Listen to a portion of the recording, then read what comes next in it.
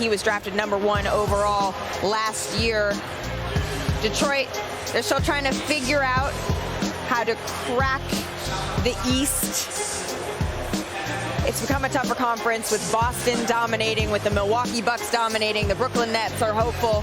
But let's take a look at exactly where the Detroit Pistons are now. So Cade Cunningham, all-rookie first team this last season, but less than 25 wins for the third straight season. Remember, there's head coach Dwayne Casey. The projected second most cap space this offseason. So might we see, actually it's the most after the trade, so might we see them add a star caliber player along with their pick here, Perk? Absolutely, and I think the guy that stood out to me is Ivey, right? You can see him pairing up alongside Cade Cunningham. The great thing about Cade is that he's really that point forward type player. Not only can he get his, but he's great at facilitating for others. And I know Troy Weaver, last year he was very, very high on Jalen Green, right? He loved his athleticism. He loved his explosiveness. And now he actually has a chance to actually get a somewhat version of Jalen Green in Ivey. Well, obviously we saw, as Adrian Wojnarowski reported, the departure of Jeremy Grant for the Detroit Pistons. He's on his way to the Portland Trail Blazers. So there's a little bit of room there for the Pistons to add some more veteran presence to go along with their young core. Perk. Yeah, and one name comes to mind, DeAndre Ayton, right? Another man's trash is another man's treasure. And when we talk about DeAndre Ayton, we're talking about a guy that could average 20, 10, and 3 blocks in this league.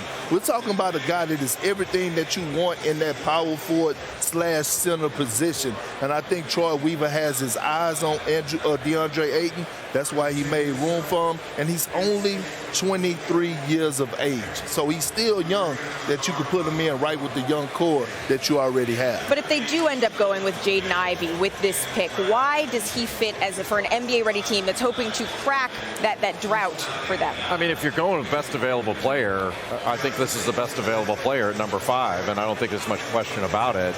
You know, Jaden Ivey's the best athlete in this draft. Right. I mean, he's the best athlete in this draft. You mentioned Troy Weaver like Jalen Green's athleticism. If he likes athleticism, Jaden Ivey's got it. I think that might make a little bit of sense in Detroit. Detroit basketball. All right, the pick is in.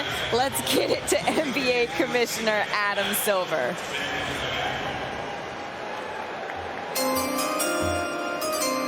With the 5th pick in the 2022 NBA Draft, the Detroit Pistons select Jaden Ivey from Purdue University.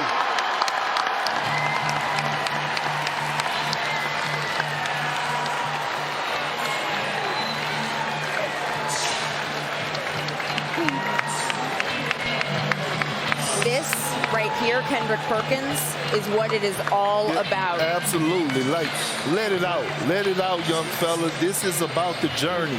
This is the necessary sacrifices that you made to get to this point to have your name called. Well, and the first person that he hugged was his mother. And I just want to shed a little bit of light on their story. Ivey was raised by his mom, who played in the WNBA. She's now the head coach of the Notre Dame women's team. And he'll tell you they watch a lot of film together. They spend a lot of time together. She worked with John Morant. John Morant, someone he models his game after. But that time that he put in with mom, look at her, making sure she captures every single moment of her son having his moment on the stage with the commissioner.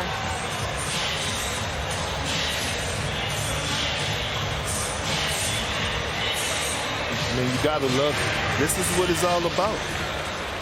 This is it. This is what it is all about. Here are some of those moments we were mentioning Jaden and Niele Ivey. He's the second Purdue underclassman to be named to the first team All-American in the last 92 years. But really the story, the connection between him and his mom as a coach, as a player, is just so wonderful. Who has she coached him to become, Jay? Well, a dynamic and explosive guard who is great in transition. His speed is remarkable. In the open floor, he's fantastic. He can change speeds, but he's got a gear that very few other players have. It's Ja Morant type speed and explosiveness with Dwayne Wade type length. He's improved his shooting over the last year. Catch and shoot, he can get his own, and he's got deep range. He doesn't shoot a great percentage, but he can run off screens and makes good reads and cuts with great speed. And when he gets downhill, forget it. And we talked about his mom coaching Ja Morant.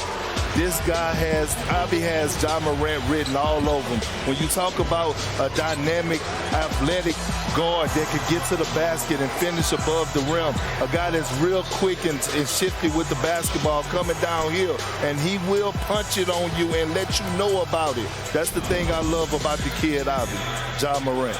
Well, it's not really a surprise that he's compared to Ja Morant. I mean, look at him, his mom. I said it before, but I will say it again. She was an assistant coach with the Memphis Grizzlies. I just want to reiterate, as we continue to celebrate Title IX and the strides that women have made, that it is still rare to see that. And so shout out her and shout out Jaden Ivey. I just want to take a look at this moment again, because this, I can't say it enough.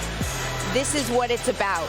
It is not just a player getting drafted into the NBA. It is a journey the entire family is going on. That is the look of a proud mother, of a proud parent who says, you know what, baby, that's a job well done. Absolutely. And this, Malika, is, I think, where the draft gets really interesting. Because I do think most observers and most basketball people had this top 5. It might have been in a different order, but this was the 5 we expected to be gone by now. What happens next, I think, is really a crapshoot, because there are in the best way. There are a number of different. Well, you can shoot craps. Right. There are a number of different things that are going to happen here that we haven't anticipated. Yep. And there are a number of different ways teams can go. I think this is where the draft really starts. So if the draft really starts here and you put on your GM hat, who are you liking as the best available? Well, you got Shaedon Sharpe from Kentucky, who's the mystery man. We haven't seen him play in 8 or 9 months in 5-on-5 play, but a dynamic athlete that can really shoot it. Dyson Daniels out of the G League, who is a spectacular defender. Ben Mathurin from Arizona, who Woj reported yesterday but was being looked at in the top 5 a couple days ago and throughout the draft process. So there are a number of different ways that you could go with this number 6 pick. Well, guess what? The pick is in, so we get to find out which of those best available will no longer be available. Let's send it back over to the commissioner to see who Indiana is picking.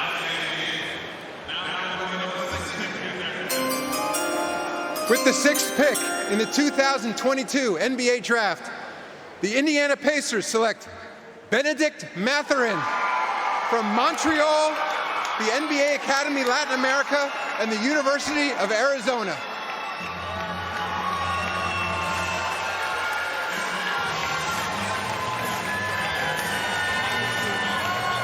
Got to make sure the fit is done up right.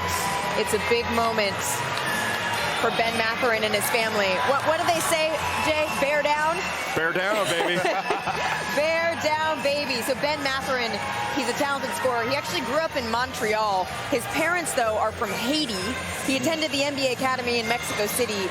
Initially, and I thought this was really interesting, he struggled with the language barrier and communicating with his teammates. At the NBA, it's becoming increasingly international, but now he speaks Spanish, French, Haitian Creole, along with English. He was the Pac-12 Player of the Year. And I don't know, that might be my favorite suit that I've seen all night. That's pretty good, Big Perk. He dripping. You said it was raining outside. You got to get an umbrella for that. I don't know, Banchero's purple rain suit, pretty good. Yeah, I like that. The bling. That's all right. Top 2. We'll get back to that at the end of the night. Suit aside, what do you like about him, Jay? Well, he's a shot creator and a shot maker. Shot 37% from 3. His true shooting percentage was over 57%. Another guy with really good speed, especially in transition, and he moves really well without the ball. He's an excellent cutter. And I think Tommy Lloyd's offense was perfect for Ben Mathurin for cuts. He's in the 86th percentile in scoring off of cuts in college basketball last year. And he's a good defender, good pick and roll defender, and a guard rebounder. Averaged just about 6 rebounds per game last year for Arizona. He reminds you a little bit of Karis LeVert, but you've got another comparison. Absolutely. I got OG and Ginobili. When you talk about his size, his athleticism, his length, his strength, being able to spot up and shoot threes, but also being able to somewhat be a two-way player on the wing position. We talk about how important that wing is. He reminds me a lot of OG. OG, not OG Anunoby, not Moses Moody. Nah, not Moody Moses. Benedict Mathurin taken by the Indiana Pacers. And the party isn't just happening here in Barclays Center. It's also happening in Mexico. I mentioned he attended the NBA Academy. So the party is going global. The party is going global for him.